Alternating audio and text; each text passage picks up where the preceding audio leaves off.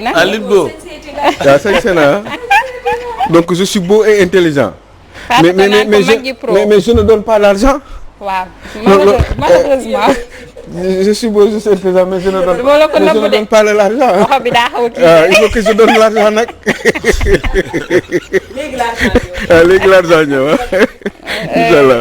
Je suis très très content, très fier d'être sur ce plateau. Bravo à toi Khoudos et puis Mbaye et puis évidemment la Thioro Mahou Mandela puis naturellement Fall bi Yàlla Fale. Voilà. Bravo Yàlla na leen Yàlla sàmm. Je suis très fier d'être sur ce plateau en cette matinée.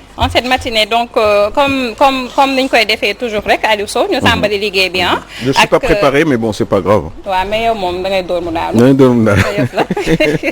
voilà dañ koy tàmbali ak Walf Quotidien Aliou Sow mu mel ni jamono yi ñàkkum ndox bi. vraiment tax na bu baax a baax jàmmalay ak Grand Yoff jamono ji. tàmbali nañ ñu yëngu-yëngal yi ndax xam ne nañu ni que pour am liquide précieux bi jamono ji pour métti na bu baax ci ñoom ñàkkum ndox mi. naan war a naan mënoon naan loolu neexul de waaw xam nga moom moment révolution française bi 1789 li gënoon indi problème bi moom mooy ndox ak mburu ma mosoon a gis il y a j'étais à Douala Douala c'est au Cameroun il y a quoi 20 ans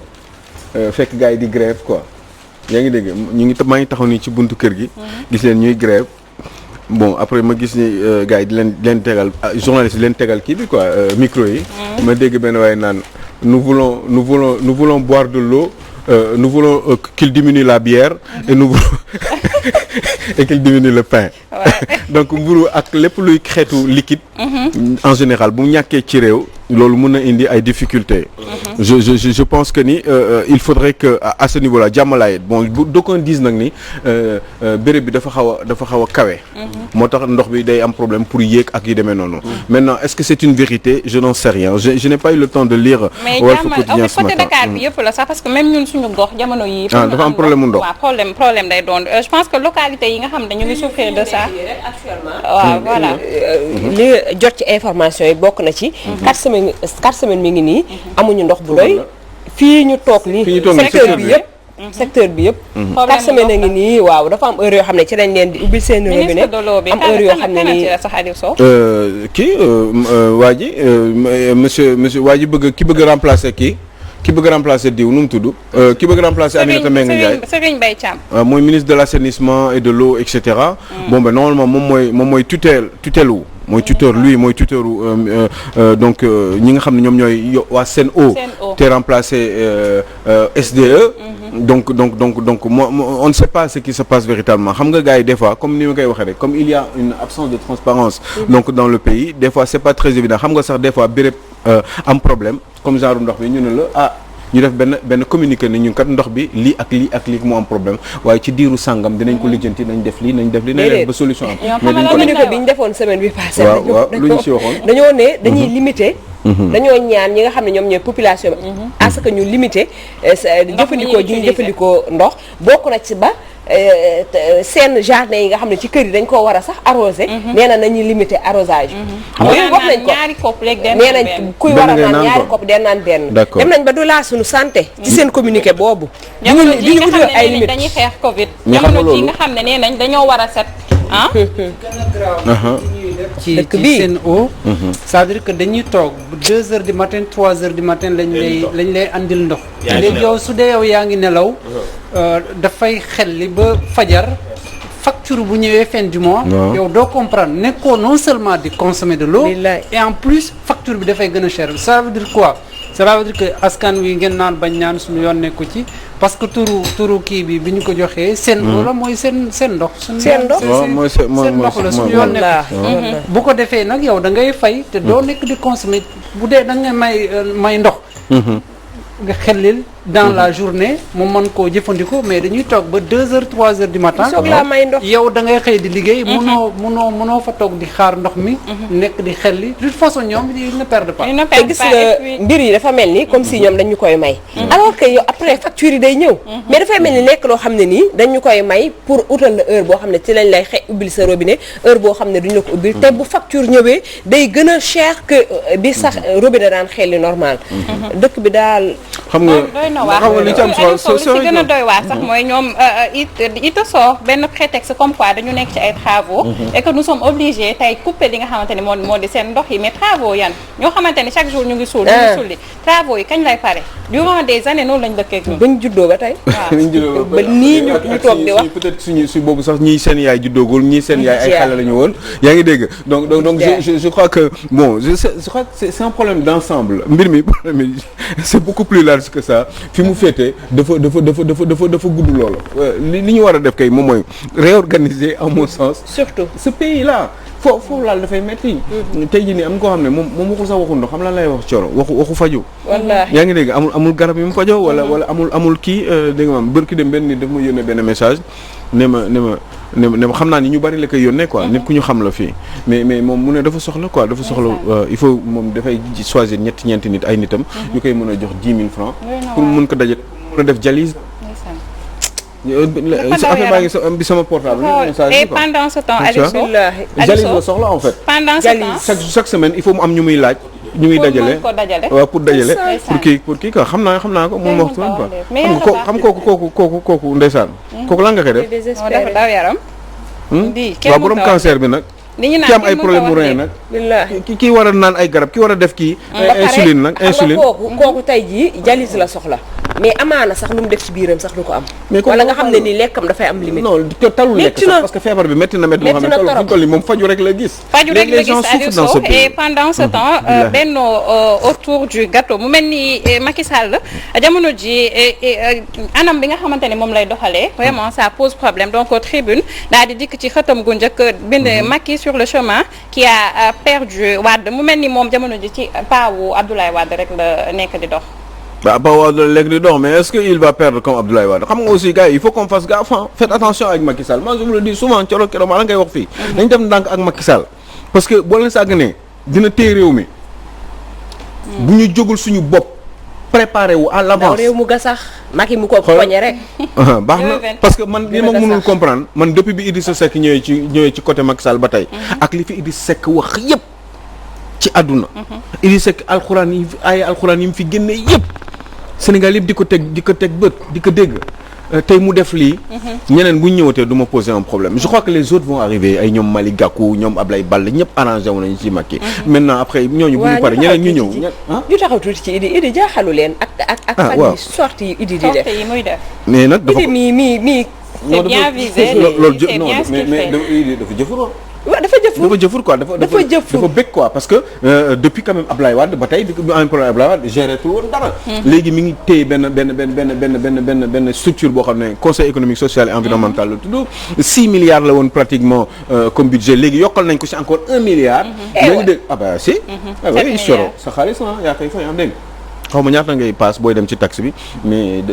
am na benn wàll boo xam ne Idrissa Seck moo koy utiliser tey jii nii ak ñun baalu ma ko loolu rek la ñun ñëpp kenn baalu ko baal non mais Macky Sall moo ko def Idrissa Seck à la limite est-ce que def na dara Idrissa Seck moom intérêt rek lay sóoraale mais Macky Sall aussi intérêt lay sóoraale mais au détriment de qui des intérêts des populations je crois que ce qu'on doit faire mooy ñun nañ fi nekk rek di orienter di yedd population di leen wax li nga xam ne moom mooy vérité pour ñu xam il faut que population bi xam balaa 2024 parce que bu ñu xamul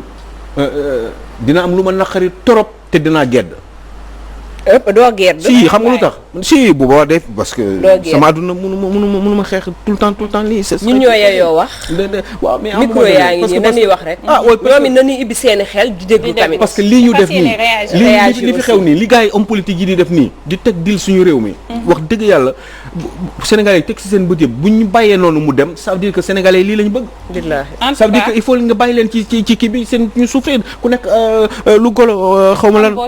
xam beauté doomam et puis c'est tout parce que on peut pas est-ce que aussi ce sont les hommes politiques simplement parce que boo jëlee par exemple 2011 2012 mooy di ak analyste ak nangam ñu nekkoon ca plateau yee di défendre di teg yëpp tey am nañu beneenu en tout cas xar kanam changé nañu te ñi si doon am Barthélémy Dias mi ngi ko doon reconnaître projet de dévolution monarchique ci lañ jaar pour mën a daaneel Wade ne day teg doomam loolu jàll na tey ñu nekkoon ña nga xam ne ñoom la ñu ne woon dañ doon sàcc alalu réew mi ñëpp ñu ngi autour quasiment de Macky Sall. C'est quoi maintenant le topo? C'est-à-dire que dans même les médias il faut aussi que en tout cas les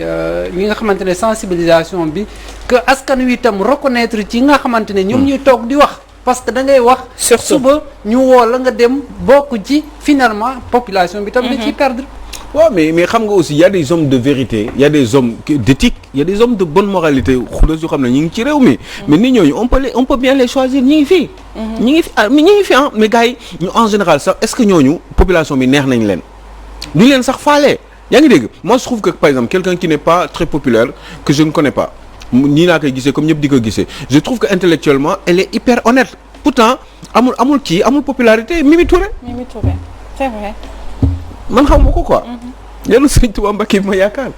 mais je la trouve honnête je la trouve sincère cette dame là xoolal fi mu mujjee. non mais bul fàttali mais Mimi Touré dem mais Mimi Touré non tey Mimi Touré non Adama Faye moo ko gën a populaire. Grand Yoff non c'est ay ñenn ñi nga xam ne ñoo nekk surtout Macky Sall ñoo ko gën a populaire fële au niveau de Kaolack. quand elle était au ministère de la justice. waaw ci la tur Mimi Touré génn quasiment ci politique parce que fa la jógee dem. primature. waaw donc. quoi que l'on puisse dire xëy na tey c'est le retour du bâton comme on le dit. mais la question c'est pas le retour du bâton la question c'est xam nga dañuy nekk di wax ni ñi nga xam ne ils sont de bonne les hommes ou les femmes publiques ñi nga xam ne ils sont de bonne moralité.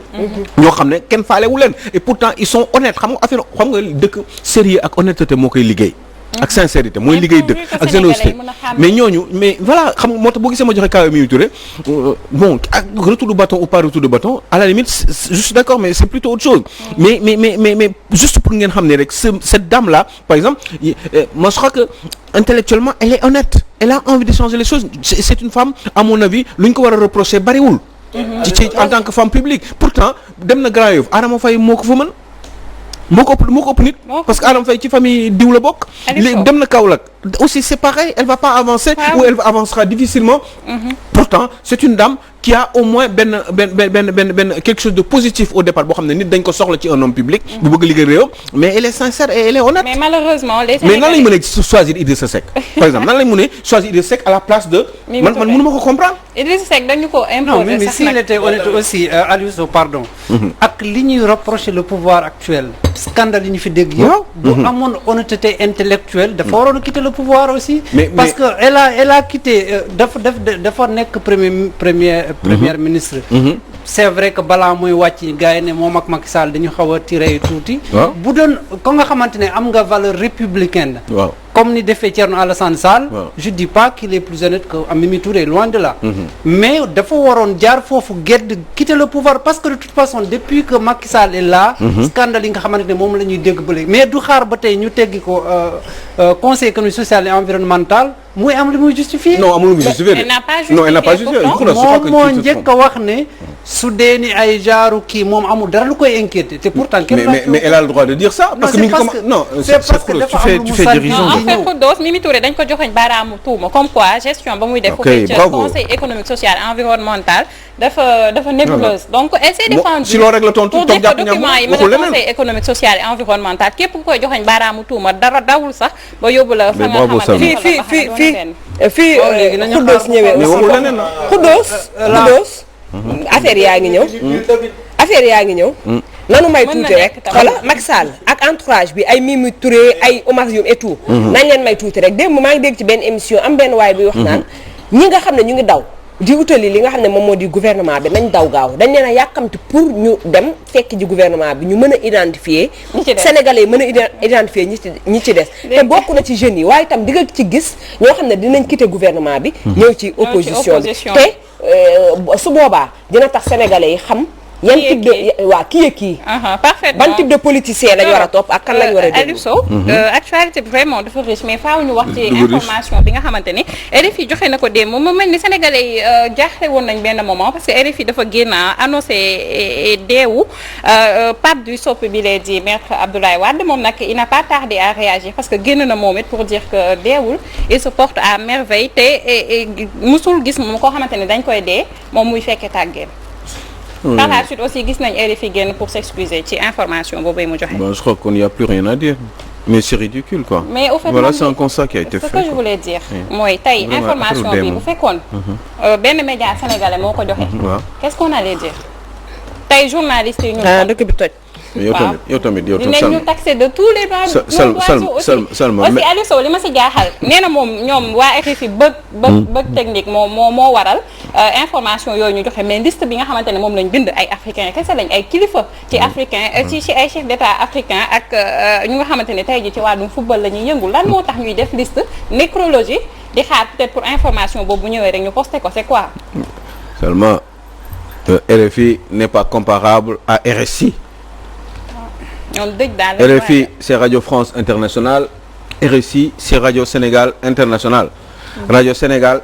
un pays pauvre, Sénégal un pays dépendant, Sénégal un pays où justement il se passe beaucoup de mauvaises choses en termes de gestion des pouvoirs. Un pays qui n'est pas forcément respecté sur le plan international par rapport à la France, il faut oser le dire. Donc lépp li ñu RFI qualité ak capacité RFI ak crédibilité RFI ak RFI daal RFI fi mu nekk ak fi mu bokk dëkk yooyu bokkul ak Sénégal, je suis désolé. On peut pas comparer le Washington Post ak un quotidien sénégalais. Ce n'est pas possible. Bu ñu ko tegee ñaari kële la ñuy gën a déglu. Fii sa yow kii borom alal bi taxaw fii ci tali bi ak keneen ki garé benn oto bu ndaw. Eh bien boo leen xoolee ñoom ñaar boo leen tegee seulement kële ngay njëkk xool borom 4x4 bu rafet bi ngay xool. yaa ngi dégg par rapport ak borom daggit oto bi nekk à côté. Nit moo mel noonu ñi ëpp crédibilité mooy ñi nga xam ne ñoom ñoo ëpp alal ñoo gën a mën a fës ñoo gën a mën a feeñ. C'est ça. On ne peut pas comparer RFI ak une radio sénégalaise, donc on va pas en dire grand chose parce que de toute façon fii Sénégal moitié bi yëpp ku yeewu RFI ngay déglu. peut-être juste dégg nga wax wala. dégg naa la waaw. peut-être juste préciser que dafa nekk exercice tam boo xamante ne sunu médias yi habitude boobu ñun amuñu ko. parce que fu mel ni RFI. c'est-à-dire que les personnalités dañuy préparer des articles yi nga xamante ne tey bu ñu ne woon diw génn na àddina rek. ñoom ñoo koy njëkk a lancer. c'est-à-dire que ce sont des portraits yi nga xam ne dañu koy garder.